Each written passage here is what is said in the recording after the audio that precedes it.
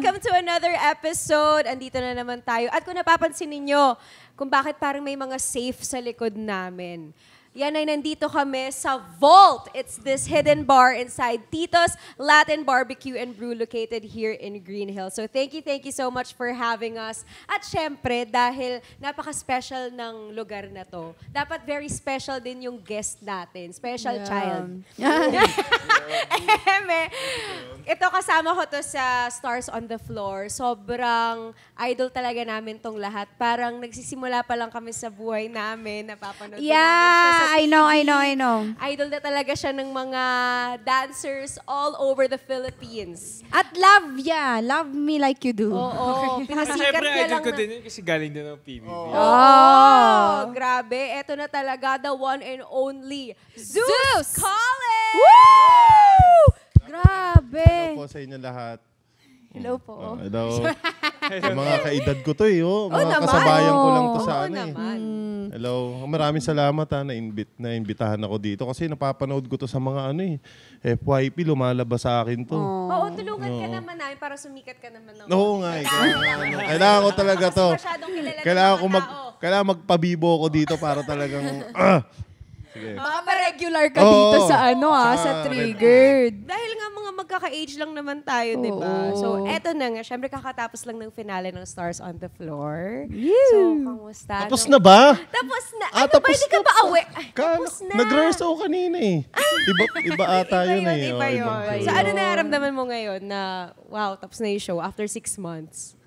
Halo eh. Kasi masaya dahil natapos natin ng maganda at walang nasaktan, walang bumitaw. Pero malungkot. Wala ba? Wala. Si Pat, yung yung sa finale nyo, di ba parang yung paa niya? Oo, medyo na injury. Nasabi ba yun? Lahat naman. Oo, lahat. lahat eh. Pero yun nga, ang mahalaga doon, talagang buhay kami at humihinga pa.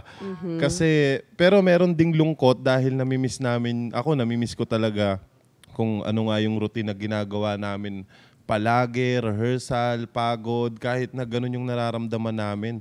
Iba pa rin yung pakiramdam kasi ang dami namin natututunan talaga ron. Di ba? Sobra. Like, ikaw ba, bilang buong buhay mo, sumasayaw ka na eh. Ano yung parang naiambag ng Stars on the Floor pa sa life mo as a dancer? Madami. Anong age ka pala nag-start sumayaw? 6 na taon pa lang ako, talagang sinasabak na ako ng nanay ko sa gera. Hindi, sa mga sa mga fiesta barangay, yon 6 na taon talagang inaano niya na ako, pinagkakakitaan niya na ako. So how did the show help you in your real life or personal life din? Or even career na rin? Siguro, yung sa Stars on the Floor, no? Siguro, Hindi sa bubble gang. Hindi. Ano bubble gang? Masaya ako doon dahil, boy, pick up! Hindi, sa Stars on the Floor, ang dami kong natutunan doon. Siyempre, una sa lahat, yung mga genre ng sayaw na mga hindi ko pa talaga nasasayaw. Kala ko, kumbaga, komportable na ako kung ano yung ginagawa kong sayaw, hip-hop, breakdance. Pero meron pa pala akong dapat palang matutunan sa pagsasayaw at na-enjoy ko siya kasi iba-iba yung challenge na ginawa namin sa Stars on the Floor. And yun, bukod doon, siguro yung dapat maging palaban ka palagi kahit na maraming challenge or maraming like yung mga rehearsal namin, yung pagod. Kumbaga, lumaban ka lang ng lumaban sa buhay dahil ganun talaga eh. Hindi ka po pwedeng hayahay or parang babagsak na lang sa'yo yung kung ano yung hinihiling mo, kung ano yung pinapangarap mo. Kailangan mo talagang pagpaguran. At yun, isa rin yung sa natutunan ko. At saka syempre yung kailangan maging humble ka lang na kahit na minsan nananalo ka, natatalo, pero kailangan mangibabaw pa rin na kailangan mo makisama sa lahat, maliit, mataas. Kailangan talagang kumbaga ma-feel mo na tao din sila, na pare-parehas lang kayo, na pare-parehas kayo natutulog, kumakain, gumigising. So, wala. Kumbaga, ayun yung pinaka-the best na mga natutunan ko sa Stars on the Floor. You made mention na madaming challenges talaga, no, na napagdaanan nyo with this. Was there a point na parang umiiyak ka na, gano'n? Yung parang, Umiiyak talaga ako. Kasi, pero nakita ko nag-breakdown. from Softboy, no? narinig mo siya parang, sige, laban ng laban. Pero in hindsight, like, may ganun ka bang experience na umiiyak ka na? Oo. Ganun. Yung Ako- negative, ganun. Sobra, kasi sabi ko nga, matagal ko na itong ginagawa, yung sayaw na ganito. Bata pa lang ako, sayaw na ako ng sayaw. Yung training na ginawa ko sa pagsasayaw, na-experience ko na. Pero nung sa Stars on the Floor, iba talaga siya. As in, iba yung hirap, yung pagsubok na pinagdadaanan namin. Kaya, ayun, ang madalas nakakaramdam niyan at nakakakita niyan yung misis ko, si Pauline. Dahil, Shout out, ate. shout out sa misis ko, si Pauline. Hindi, kasi syempre, yun ang inuuwian ko. Sabay kami matulog, sabay kami kumain. So sa kanya nakikita niya kung ano yung itsura ko pag uwi, na parang pagod, na masakit yung katawan, paggising. Siya yung naglalagay sa akin ng mga kung ano-anong malalamig sa katawan. So talagang, yun talaga yung experience namin na kala ko, kaya ko, na yung nakasanayan kong sumayaw ng sumayaw. Pero talagang mararamdaman mo rin. Siguro dahil may edad na rin talaga. May edad na rin. Sumasakit na yung mga kasukasuan. Pero yun nga, mahirap talaga. Tsaka hindi lang nila alam to. Sasabihin ko lang to, dito lang. Pag umuwi ako ng bahay, nagwo-walling talaga ako niyan. Shocks. Alam For ko. real talaga. Hindi, talagang, Ang hindi, lala iba niya. talaga. Talagang, alam mo yung pahinga mo na lang, yung shower, tas nakaganong ka lang, binabagsakan ka ng tubig, tas nakaganyan ka na lang. Yun na lang Mas yung hinga lagi mo. na lang nakatulala kasi parang di ko na alam anong nangyayari sa buhay ko.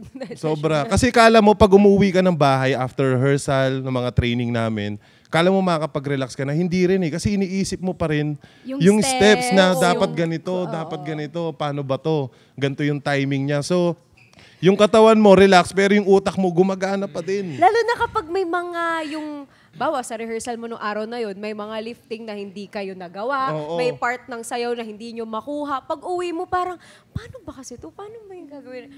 Pero gusto ko lang din talaga i-lift up ka and mag-show ng appreciation sa'yo, Kuya Zeus. Kasi naalala ko din nung nagka-pair tayo. Tapos, sobrang doon ko talaga nakita yung pagkakuya ni Kuya Zeus. Buti kuya, hindi lolo, no? Hindi. Kasi siya talaga yung parang, sobrang kabadong-kabado ko. Yun yung first kong dance sport. Tapos yun din yung first time ko na magli-lifting ng mga ganon. Matindihan yung kasi yun sa atin eh. Ang lala naman kasi nung pinagawa Grabe. sa akin ni Coach Cheng. Tapos lagi niya akong, parang tahimik na ako. Tapos nakikita niya na kung ano-ano na yung iniisip ko. Tatapikin na ako niyan, nag-iisip ka na naman. Relax lang, relax lang. Kahit alam ko naman na siya din, may nararamdaman, kinakabahan din siya. Pero yung na-appreciate ko na hindi niya pinapakita sa akin na kinakabahan siya para hindi ako yung hindi lumalayo na nararamdaman ko. Tapos, alam mo, nagamit ko yung tactic na shinare mo sa akin noon na helpful din na wag mong galawin yung step. Yung isipin mo lang yung step sa utak mo. Yung pasadahan mo lang yung sayaw na hindi ka gumagalaw. Yung iniisip mo lang siya. Play mo lang yung music, tapos isipin mo lang yung steps, yung kung saan yung formation mo. Then, ginawa ko yun hanggang sa kaduluduluhan. So, nakatulong talaga yun sa akin. But what was it for? Yung nasa ulo mo lang. Wala. Ang hirap, syempre, gagawin mo na. Siguro ayun yung pinaka na-train sa akin nung dati-dati pa, na talagang parang naisip ko kasi na pag nasa utak mo, kusang gagalaw yung katawan mo. Di ba? Parang, kasi galaw ka ng galaw, di ba meron tayong mga minsan salita tayo ng salita, hindi natin nilalagay sa utak natin. Yung mga ganon. Tapos kung ano-ano na yung nasasabi natin. Pero parang naano ko lang na mas maganda yung kailangan isipin muna natin siya. Kasi kung ano yung iniisip natin, talagang kusang lalabas siya eh. Kung ano yung masasabi natin, kung ano yung igagalaw natin, di ba?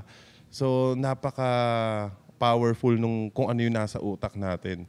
Di ba? Parang kunwari, kung may kukunin kang isang bagay, iniisip mo muna yan, kukunin ko yan, bago mo maggalaw. Di ba? Hindi mo naman pwedeng kunin mo kaagad, tapos tsaka mo lang maiisip. So, ayun yung parang na-train sa akin sa dance na kailangan hindi ako gagalaw. Ultimo daliri, hindi ko igagalaw. Papakinggan ko lang. Tapos pag nagkakamali ako sa utak ko, ibig sabihin hindi ko pa talaga siya alam. Tapos uulitin ko lang. Pag na-perfect ko na siya sa utak ko, matik na yon. pag ginalaw ko yon, dire-diretso na yung kahit kausapin mo, uy, kamusta? Oh, ito nga nagaganito ako eh. Yung ganon, kasi nasa utak mo na siya. So, ayun yung na-train sa akin. That's